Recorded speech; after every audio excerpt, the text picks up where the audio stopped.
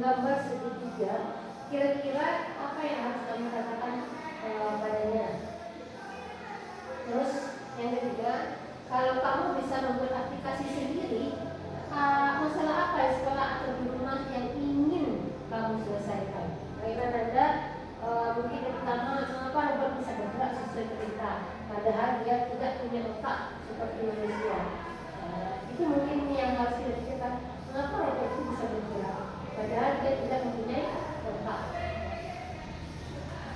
Selanjutnya, tujuan pembelajaran kita hari ini yang pertama, memahami konsep dasar coding. Nanti anak-anak semua bisa menjelaskan bagaimana itu coding, proses memberikan instruksi kepada komputer. Setelah itu fungsi coding dalam kehidupan kita sehari-hari. Yang kedua, nanti menguasai logika dasar pemrograman. Mungkin nanti anda semua memahami bagaimana konsep komputer dan penggunaan bahasa pemrograman. Contoh nanti kita menggunakan Python. Terus bagaimana konsep di dalamnya, bagaimana mengurutkan data, bagaimana melakukan pengulangan data. Terus anda semua juga bisa memahami logika sederhana di dalam memecahkan masalah dalam coding.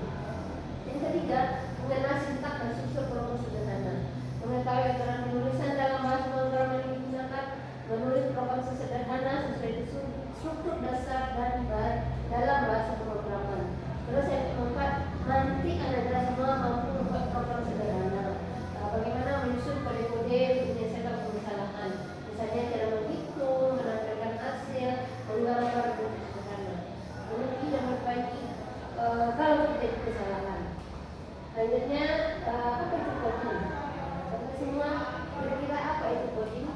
Coding itu adalah proses menulis instruksi atau perintah menggunakan bahasa pemrograman agar komputer dapat menjalankan suatu tugas tertentu. Coding itu ibarat kita memberi dasar pada komputer, dan komputer akan menjalankan langkah-langkah sesuai dengan instruksi tersebut. Tujuan kita belajar coding, yang pertama nanti adalah memahami logika berpikir yang terstruktur. Yang kedua, membuat program untuk memecahkan masalah. Yang ketiga, mengembangkan keterampilan komputer profesional. Dan yang keempat, menyiapkan diri masa depan. Bahasa pemrograman nanti yang akan digunakan dalam pembelajaran coding ini. Yang pertama kita nanti contohnya itu Python, terus ada JavaScript untuk membuat website interaktif ya. Terus mungkin nanti anak-anak suka game, suka robot. Terus Java ini untuk aplikasi di Android. Dan lanjut konsep dasar coding. Untuk konsep dasar coding itu penulisan ada yang pertama namanya sintak. Sintak itu adalah aturan penulisan coding. Salah sedikit misalnya lupakan kaki dua atau koma itu program bisa error. Terus yang kedua variabel. Variabel ini merupakan tempat menyimpan sebuah nilai yang akan digunakan dalam sebuah program. Contoh, kita membuat nama siswanya harus diberikan tanda kutip karena dia berupa karakter. Terus misalnya variabelnya ada umur ini adalah berbentuk angka. Atau nanti kita menggunakan namanya tipe datanya adalah itu. Terus penulisan variabel. Dalam aturan penulisan variabel itu diawali dengan huruf alfabet A sampai Z atau karakter garis bawah. Tidak boleh menggunakan tanda spasi.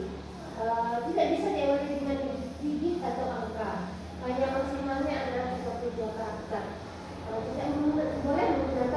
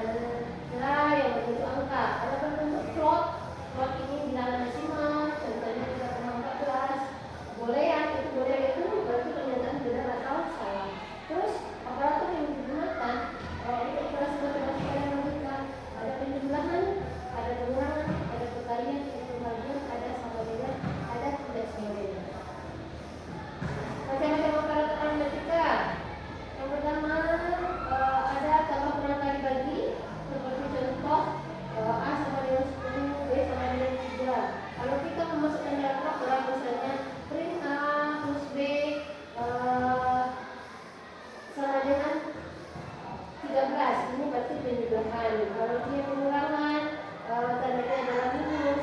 Kalau dia pengulangan, tandanya kali. Bintang, kalau pembagian, contohnya adalah bersendiri dan seterusnya. Operator untuk perbandingan apakah benar atau salah, itu operatornya menggunakan kalau dia false itu sama dengan, kalau dia tidak sama atau true itu berarti tanda garis dengan sama dengan, selanjutnya tanda besar, tanda kecil, lebih besar sama, lebih kecil sama. Macam-macam operatornya, yang pertama seperti dan, atau, dan kebalikannya. Contoh, print X and Y, berarti dua-duanya harus benar. Kalau X only itu artinya salah, salah satunya harus benar. Not X itu artinya false atau kebalikannya. Macam-macam operator penugasan. Untuk memberikan nilai satu variabel ada beberapa sama dengan dan sama dengan, contoh A sama dengan A plus sama dengan 3, artinya sama dengan A sama dengan A sama 3, hasilnya adalah 8. A kali A sama dengan A kali 2, hasilnya adalah 16.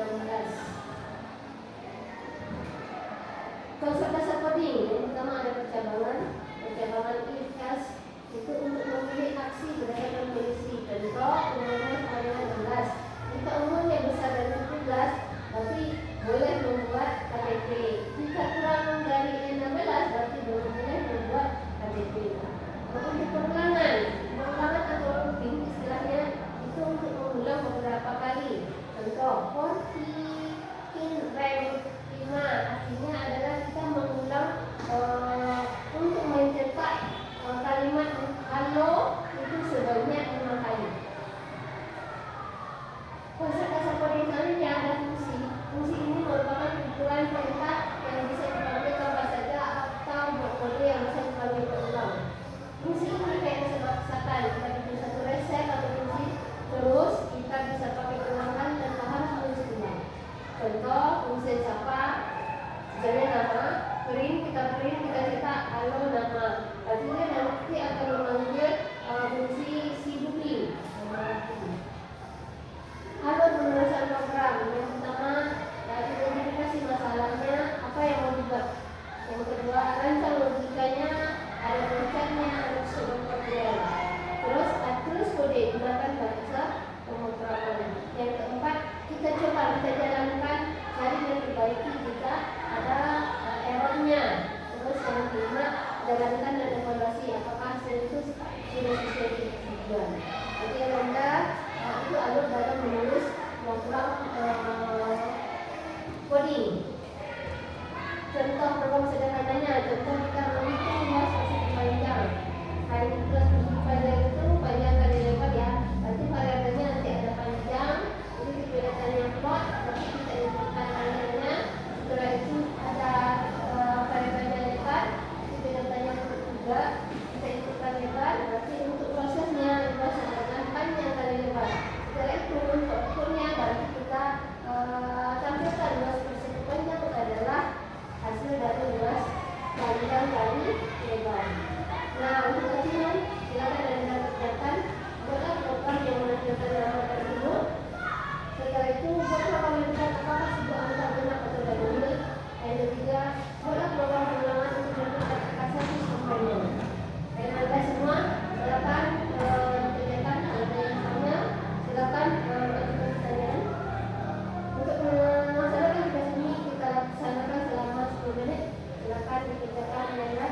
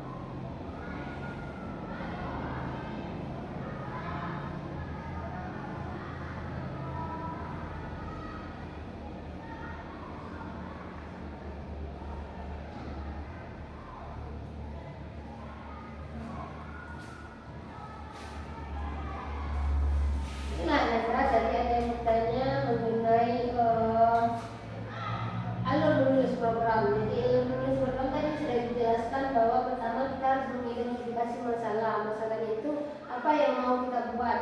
Tadi kita tugasnya menampilkan nama dan umur kamu. Berarti nanti variabelnya adalah umur, terus satu lagi nama dan umur. Berarti kalau misalnya nama, berarti tipe datanya adalah string.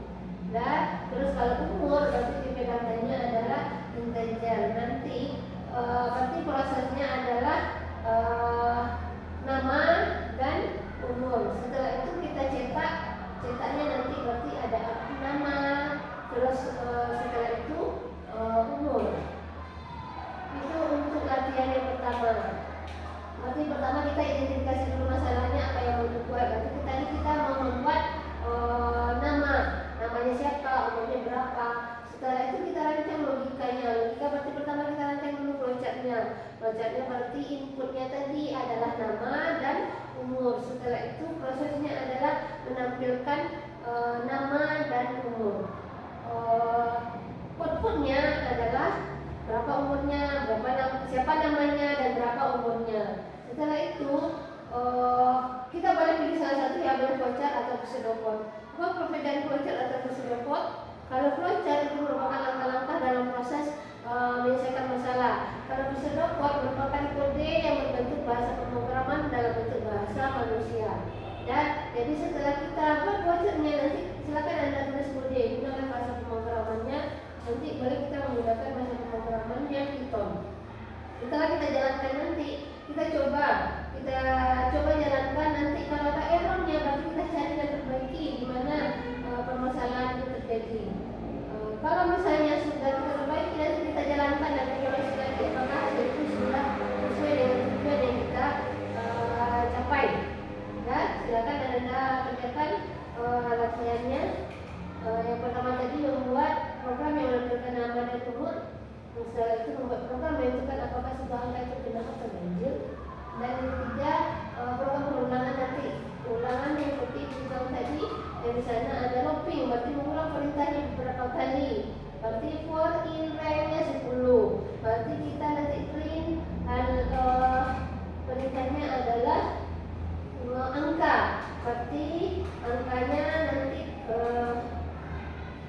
pas waktu kita perulangan, berarti kita mau mencetaknya itu dia berupa angka genap atau angka ganjil. Itu tadi yang kita bahas di latihan. Menentukan apakah sebuah angka itu genap atau perulangan untuk menentukan angka 1 sampai 10. Bukan yang nomor 2, berarti menentukan apakah itu sebuah angka genap atau ganjil. Beda dengan nomor 3 ya. Berarti nomor 3 itu untuk perulangan, menampilkan angka 1 sampai 10. Berarti kita menggunakan fungsi looping tadi, mengulang perintah beberapa kali.